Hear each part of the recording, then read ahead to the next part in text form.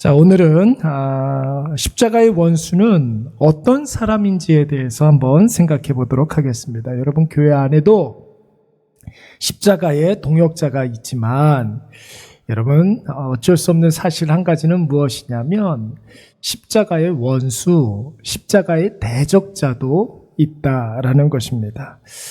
앞서도 잠시 말씀을 드렸지만 여러분, 우리가 끊임없이 나 자신에게 질문해야 할 우리의 평생의 질문 한 가지가 있습니다. 그리스도인이라면 누구나 다 끊임없이 질문하고 답해야 되는 것. 그게 뭐냐면 우리 고린도후서 13장 5절 말씀 한번 다 같이 읽어볼까요? 시작. 너희는 믿음 안에 있는가? 너희 자신을 시험하고 너희 자신을 확진하라. 예수 그리스도께서 너희 안에 계시는 줄을 너희가 스스로 알지 못하느냐? 그렇지 않으면 너희는 버림받은 자니라. 아멘. 여러분, 우리가 오늘도 수십 번, 수백 번씩 해야 되는 그 질문, 그것이 무엇입니까? 나는 믿음 안에 있는가? 여러분, 늘 자기 자신에게 우리가 질문해 볼 수 있어야 됩니다. 내가 믿음 안에 살고 있는가? 그걸 다른 말로 이야기하면 예수 그리스도 안에 살아가고 있는가? 내가 하나님 앞에 살아가고 있는가? 아니면 세상 앞에 살아가고 있는가? 여러분, 이런 질문을 우리의 평생 가운데 여러분 매일같이 매 순간마다 우리 스스로에게 할 필요가 있는 것이죠. 우리가 예수를 믿는다고 고백을 하고 수십 년 동안 교회를 다니고 기도도 어느 정도 하지만 우리 자신이 정말 믿음 안에 있는지를 계속해서 점검하고 그리고 확인해야 합니다. 그래서 여러분, 제가 늘 여러분들에게 강조하는 내 인생을 관통하는 세 가지 질문이 있다고 하지 않았습니까? 그게 뭐라고 그랬습니까? 첫째, 나는 하나님 앞에 어떤 존재인가? 이 질문해야 된다는 거죠. 나는 하나님 앞에, 여러분 언제나 늘 말씀을 드리지만 우리는 죄인일 수밖에 없습니다. 그렇죠? 내가 하나님 앞에 죄인일 수밖에 없기 때문에 늘 하나님 앞에 뭘 구해야 됩니까? 하나님의 은혜를 구해야 하죠. 그래서 두 번째 질문하고 연결이 되는 것이 하나님은 나에게 어떤 분이신가? 하나님 나에게 은혜를 베푸시는 분이신 줄로 믿습니다. 은혜를 베푸시는 거예요. 그 은혜를 베푸심으로 말미암아 우리를 뭐 해주셨어요? 삼원 말고 구원해 주셨잖아요. 하나님께서 우리를 구원해 주셨다고요. 하나님께서 우리에게 구원하신 것 이상의 은혜가 있습니까? 없어요, 여러분. 우리에게 은혜를 베풀어 주셨다는 것은 우리를 구원해 주셨다는 거예요. 하나님, 나에게 어떤 분이십니까? 은혜를 베풀어 주시사 우리를 구원해 주신 분입니다. 그렇다면 세 번째 질문으로 연결될 수 있겠죠? 그렇다면 내가 하나님 앞에서 은혜를 입은 구원받은 하나님의 자녀인데 지금 나는 무엇을 해야 하는가? 지금 나는 무엇을 해야 하는가? 여러분, 그 질문에 합당한 대답을 해서 오늘 우리가 금요 기도의 시간에 온 줄로 믿습니다. 오늘 내가 그렇다면 하나님 앞에 기도해야겠다. 그렇게 판단이 되어서 오늘 우리가 이 자리에 나와서 간절한 마음으로 기도하기를 원하는 것입니다. 여러분, 이 세 가지 질문 없이 아무 생각 없이 교회만 다니고 종교가 기독교라고 하면 여러분, 교회 안에 여러분 가짜 성도가 있을 수밖에 없는 거예요. 여러분, 어쩔 수 없습니다. 오늘 보세요. 고린도후서 13장 5절 말씀의 끝머리에 뭐라고 그랬습니까? 버림받은 자가 있다는 거예요, 없다는 거예요? 교회 안에도 버림받은 자가 있다라는 것입니다.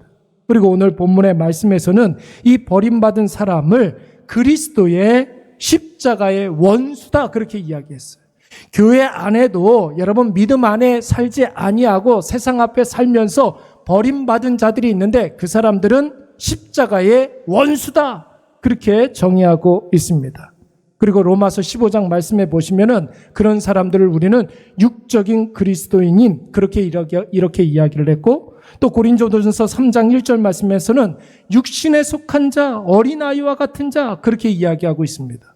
성경은 틀림없이 이야기를 해요. 양이 있는가 하면은 오른쪽에는 양이 있는가 하면은 왼쪽에는 뭐가 있다고요? 염소가 있는 거예요. 영에 속한 자가 있는가 하면은 여러분, 그래서 우리가 버림받은 자가 있는가 하면은 구원받은 자가 있는 것이고, 십자가의 동역자가 있는가 하면은 십자가의 원수가 있을 수 있는 것입니다. 여러분, 성경에 그 대표적인 사람들이 나오고 있지 않습니까? 예수님의 제자들 가운데서도 버림받은 자, 십자가의 원수 누가 있습니까? 가룟인 유다. 가룟 출신의 유다. 그리고 여러분, 사도 바울의 동역자들 가운데 전에도 말씀을 드렸지만 사도 바울을 떠난 사람이 있다고 그랬죠?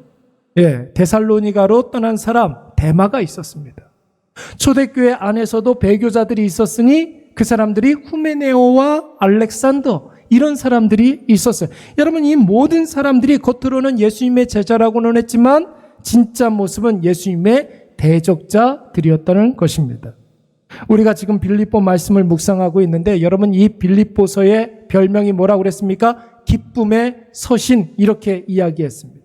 사도 바울이 빌립보 교회 성도들을 묵상할 때마다 그의 처지가 지금 로마의 차디찬 지하 감옥에 있음에도 불구하고 여러분, 그의 동역자 빌립보 교회 성도들을 생각할 때마다 기쁨에 겨워서 너무나 행복했다라는 거예요. 오늘 우리 안에 이러한 행복이 있으시기를 바랍니다. 저는 여러분들을 생각할 때마다 그 기쁨과 행복이 너무나 가득해. 아무리 안 좋은 일이 있다 할지라도 여러분들의 기도하는 모습, 여러분들의 예배하는 모습, 일회교회 안에서 하나 된 여러분들을 생각할 때마다 마음에 얼마나 감사가 있는지 모릅니다. 여러분도 저를 생각할 때 그렇죠? 행복합니다. 다시 한번 옆에 있는 사람하고 한번 축복하면서 인사하겠습니다. 사랑합니다. 축복합니다. 시작. 이런 인사를 할 때는 여러분 만면에 웃음 가득하게 웃으면서 사랑합니다. 축복합니다. 이렇게 인사하는 거예요. 그렇습니다. 근데 여러분, 오늘 본문의 말씀에서는 이 기쁨의 서신인 빌립보서를 쓰는 사도 바울이 웬일인지 눈물을 흘리면서 말한다고 그랬어요. 기쁨의 서신을 쓰는 사도 바울이 눈물을 흘리며 간곡하게 당부하고 있는 메시지 무엇입니까? 절대로 십자가의 원수가 되지 말라는 거예요. 눈물을 흘리면서 간곡한 마음으로 지금 당부하고 있어요. 십자가의 원수는 되지 말라고. 어떤 사람이 십자가의 원수, 버림받은 자입니까? 오늘 사도 바울은 세 가지로 이야기를 하고 있어요. 여러분, 우리 19절 말씀 그 세 가지가 나오고 있는데 다 같이 한번 읽어보도록 하겠습니다. 시작. 그들의 마침은 멸망이요, 그들의 신은 배요, 그 영광은 그들의 부끄러움에 있고 땅의 일을 생각하는 자라. 아멘. 여러분, 첫째는 어떤 사람이 버림받은 사람, 어떤 사람이 십자가의 원수라고 그랬습니까? 내면이 변하지 않는 사람이에요. 그들의 신은 배요. 배라는 것은 자기 욕심만 불리는 거예요.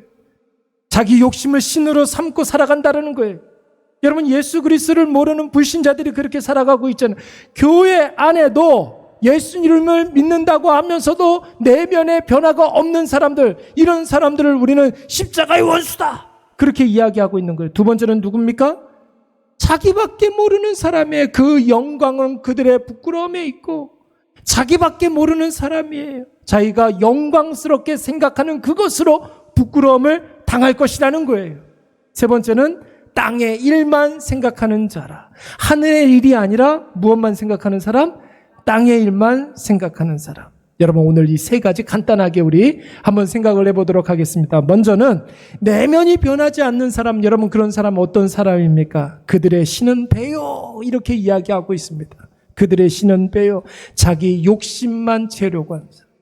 자기 욕심을 하나님으로 여기고 자기 욕심을 섬기는 사람이라는 거예요. 그들의 신은 배요. 여러분, 죄된 인간의 속성 중에 첫 번째가 무엇입니까? 내가 바라고 원하는 것은 반드시 해내야 하는 것. 그것이 여러분, 죄된 인간의 첫 번째 속성입니다. 끊임없이 채우고 채워도 채워지지 않는 내 욕심의 배를 오늘도 채우기 위해서 살아가는 모습. 여러분 보세요. 3년이라는 코로나 터널을 지나왔는데 여러분, 하나님이 코로나를 주신 이유가 뭐라고 생각하십니까? 이제는 좀 결론을 내릴 수가 있어야 되잖아요. 하나님께서 우리에게 인간의 역사에 전무후무한 3년이라는 역사를 중단시켰단 말이에요. 이거 여러분, 이게 여상한 일입니까? 자주 일어나는 일이에요? 그렇지 않아요, 여러분. 인간의 인류의 역사가 3년이나 여러분 모든 역사가 끊겼어요. 하나님께서 주신 코로나를 주신 이유가 있지 않겠습니까? 저는 자기 자신을 깨트려야 한다. 이렇게 결론을 내렸어요. 그런데 여러분, 그 코로나 기간 중에 사람들은 오히려 자기 배를 채우는데 더 집중했다라는 거예요. 자기 자신을 깨트리고 나 자신을 죽이고 내가 죽은 그 자리에서 예수 그리스도가 다시 살아나는 것을 경험해야 할 터인데, 여러분, 이 세상에 많은 사람들이 그 코로나 아주 황금 같은 그 기회에, 나 자신을 죽일 수 있는 그 황금 같은 기회에 자기의 배만 채우려고 했던 사람들이라는 거예요. 배를 치니까 자꾸만 출렁거리는데, 이게 참 배만 채워서 참 큰일 났습니다. 그래서 여러분 어떻게 했습니까? 여행을 못 가니까 여행 못 가는 그 돈으로 뭐 했어요?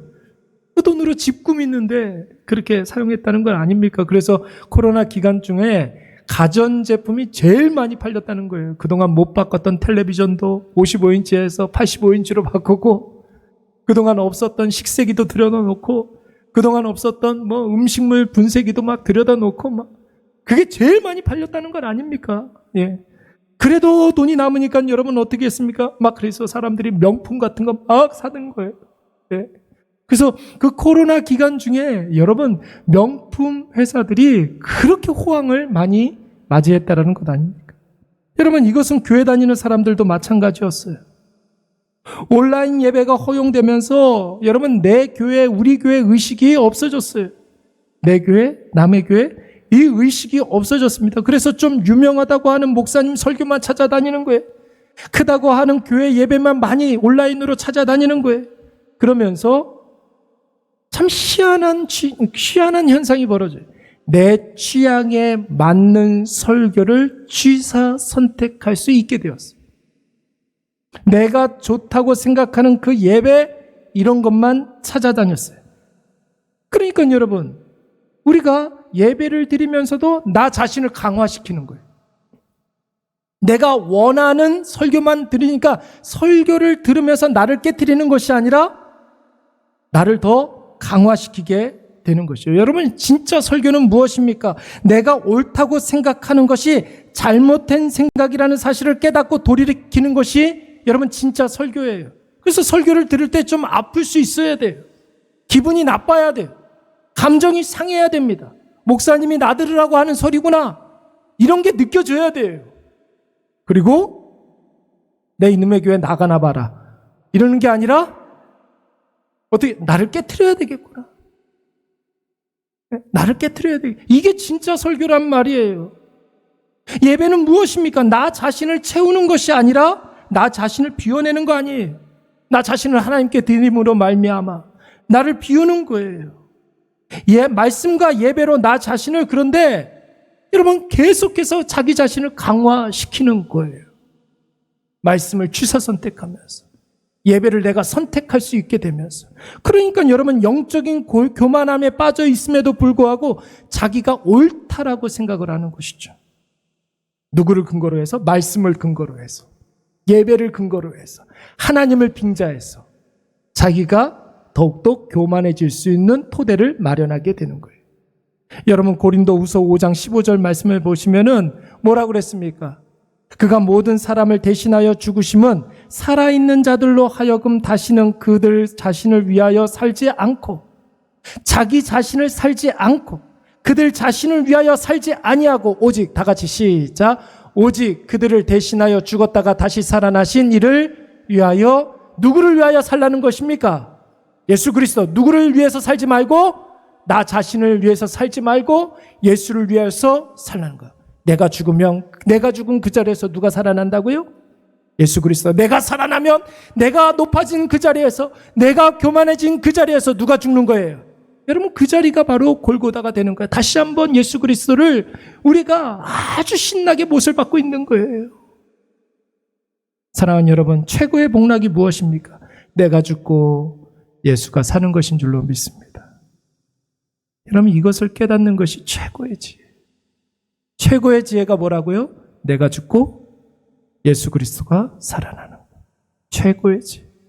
나를 위해 살지 않고 오직 예수를 위해서 살아가는 것, 여러분 그것이 바로 최고의 복된 인생인 줄로 믿습니다. 최고의 복된 인생, 내가 죽고 예수만 살아나는 인생. 나를 채우면 결국 썩어져서 멸망할 줄로 믿습니다. 그러나 예수를 채우면 여러분 그것이 최고의 복락이고 그것이 바로 최고의 생명이라는 거예요. 두 번째로 어떤 사람이 십자가의 원수입니까? 영광이 부끄러움에 있다 이렇게 이야기하고 있어요. 그 영광이 부끄러움에 있다. 이게 무슨 소리예요, 여러분? 이것은 내가 자랑하는 것에 관한 말씀이에요. 교회 안에 버림받은 자, 육신에 속한 자, 십자가의 대적자, 여러분 어떤 사람이냐면 자기 자랑만 하는 사람. 여러분 그 자랑하는 것이 결국은 수치가 되고 내가 자랑스럽게 생각하는 그것이 여러분 결국은 부끄러움이 된다라는 것입니다. 간혹 가다가 교회 장로님들 가운데 교회 일 열심히 하다가 그 교회 일이 자기 권력이 되는 그런 분들이 종종 있어요. 여러분 그런 분들 많이 봤잖아요. 그렇죠? 장로님들 많은 그런 교회, 어느 정도 큰 규모가 이렇게 되는 그런 교회에 여러분 꼭 한 명씩은 있어요. 교회 열심히 해요. 정말 열심히 해요. 그런데 그 열심히 일하는 그것이 자기의 권력이 되어서 여러분 자신은 교회를 위해서 주를 위해서 일한다고 생각하지만 여러분 성도들은 다 알아요. 자기만 몰라. 그럴 때 있어요, 없어요? 열심히 일하는데 그 열심히 자기의 권력이 되어가지고 교만해 가고 있다라는 것을 본인은 몰라요. 그런데 다른 성도들은 다 알아요.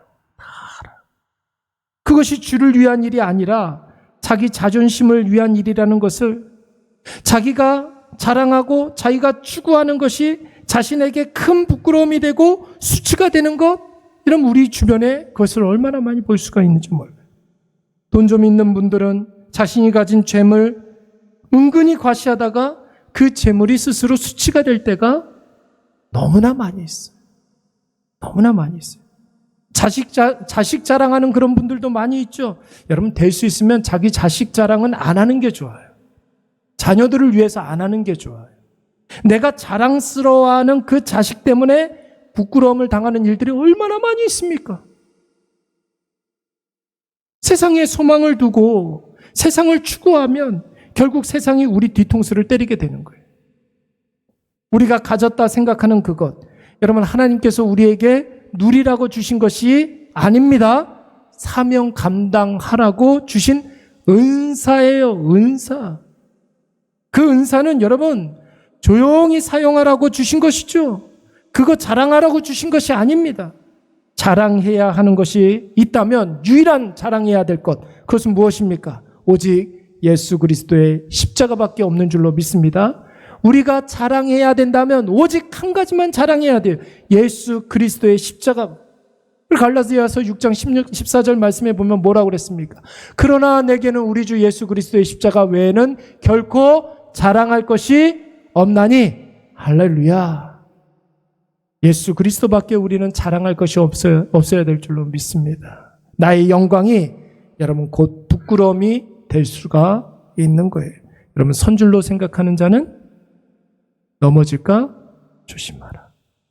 세 번째, 땅의 일만 생각하는 자. 땅의 일만 생각하는 자가 바로 십자가의 원수다라는 것입니다.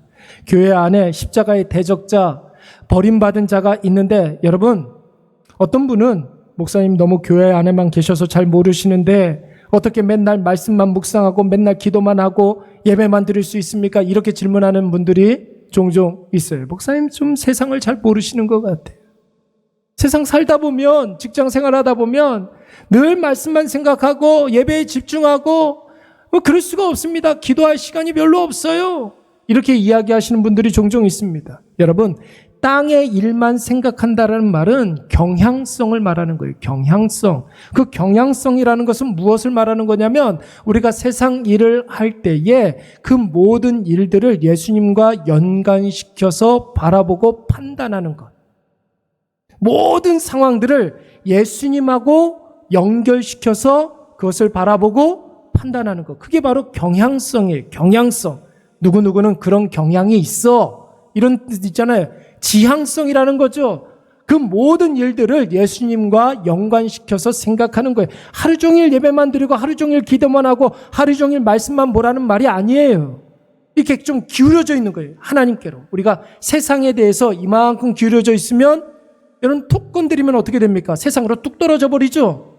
그런데 우리가 예수님께 이렇게 기울여져 있으면 모든 일들을 다 예수님과 관련해서 생각하게 된다라는 것이, 이것이 바로 여러분 하늘의 것을 추구하는 거예요. 하나님을 추구하는 삶이에요. 로마서 8장 말씀을 보시면 뭐라고 그랬습니까? 육신의 생각은 뭐라고요? 사망이요. 영의 생각은 생명과 평안이니라. 어디에 기울어져 있느냐? 땅의 일에 기울어져 있느냐? 그러면 그의 모든 삶의 지향성과 경향성이 세상으로 향하게 되어 있어요. 무슨 일이 있어도, 좋은 일이 있어도, 나쁜 일이 있어도 세상의 원리대로 그렇게 살아가는, 그게 바로 땅을 지향하는 사람들이에요. 그런데 예수 그리스도께 이렇게 기울여져 있는 그런 사람들은 무슨 일이 있어도 여러분 예수 그리스도와 연관되어서 생각하는 거죠. 그러면 열매는 생명과 평안이니라. 우리는 종종 내가 하는 일이 나를 결정한다고 생각을 해요. 그래서 회사에서 중요한 일을 하면 내가 굉장히 중요한 사람이라고 생각을 하죠. 내가 바쁘고 분주하게 살면 나 자신이 뭔가 괜찮은 사람처럼 느껴집니다. 여러분 중요한 일을 해도 되고 바쁘게 살아도 괜찮은데 여러분 그 모든 일들을 예수 그리스도와 연관지어서 바라봐야 될 줄로 믿습니다. 그래야 그 모든 일들이 예수 생명으로 결론되어지고 예수 평안으로 나에게 돌아오게 되는 거예요. 그런 사람들이 여러분 주일 예배도 중요하게 생각하는 것이고 예배 말씀 기도의 중요성도 아는 거예요. 교회가 얼마나 중요한지도 알게 되는 것이죠. 여러분 우리가 모든 일들을 예수 그리스도와 연관지어서 예수님의 마음으로 예수님의 눈으로 여러분 그 일들을 바라보시기 바랍니다.